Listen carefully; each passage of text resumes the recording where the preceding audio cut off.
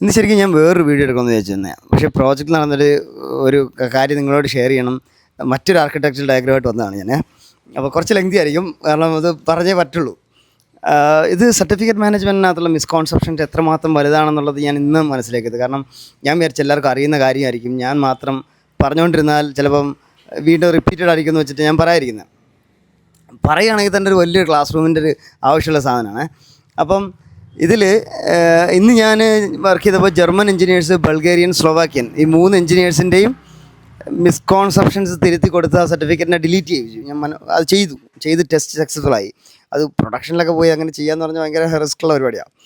അപ്പം പ്രശ്നം എവിടെയെന്ന് വെച്ച് കഴിഞ്ഞാൽ പ്രോട്ടോക്കോളിനെ കുറിച്ച് അറിയില്ല ആർക്കും.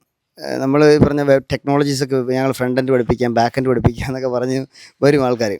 അതിനപ്പുറത്തേക്ക് പ്രോട്ടോക്കോൾ എന്ന് പറയുന്ന സാധനമുണ്ട്, നിയമങ്ങൾ, ഇതെങ്ങനെയാണ് ചെയ്യേണ്ടതെന്നുള്ള നിയമങ്ങളുണ്ട്.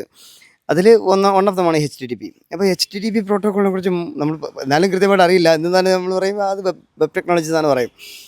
അതിനപ്പുറത്തേക്ക് മറ്റു 2 പ്രോട്ടോക്കോളൂടെ ലിങ്ക് ചെയ്ത് വരുമ്പോഴുള്ള പ്രശ്നമുണ്ട്. അതായത് TLS ഹാൻഡ് ഷേക്കും, TLS പ്രോട്ടോക്കോളും HTTP നമ്മൾ നടക്കുമ്പോഴാണ് HTTPS നടക്കുക.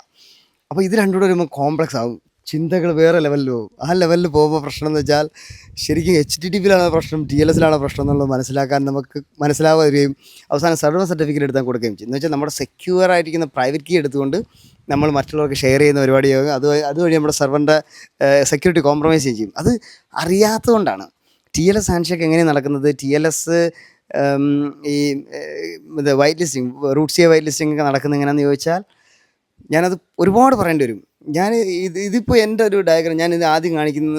ഒരു ഡയഗ്രം ഞാൻ വരച്ചിട്ടുണ്ട്. ഈ ഡയഗ്രത്തിൻ്റെ പ്രശ്നം ഒരു 2-3 ആഴ്ചയായിട്ട് ഇങ്ങനെ മെയിലയക്കുകയാണ്, നിങ്ങൾ ചെയ്തു, അങ്ങനെ ചെയ്തു, ഇങ്ങനെ ചെയ്തെന്ന്. ലാസ്റ്റ് വന്നപ്പോൾ ചെയ്തു വെച്ചേക്കുന്നത് മുഴുവൻ തെറ്റും, അവസാനം ഡിലീറ്റ് ചെയ്യിപ്പിക്കേണ്ടുന്ന സാധനം മുഴുവൻ. അപ്പോൾ ഞാൻ അതെന്താണെന്ന് ഞാൻ ഡീറ്റെയിൽ ആയിട്ട് മറ്റൊരു വീഡിയോയിൽ പറയാം. ശരിക്കും അത് ഇൻട്രസ്റ്റ് ഉള്ള സാധനമാണ്. ഇപ്പോൾ സമയം സ്റ്റുഡിയോ സെറ്റപ്പ് കയ്യിലില്ലാത്തതുകൊണ്ട് എനിക്കിപ്പോൾ അത് കാണിച്ചു തരാൻ പറ്റില്ല. അത്രയും വരച്ച് കാണിക്കേണ്ട ഒരു സാധനം അത്.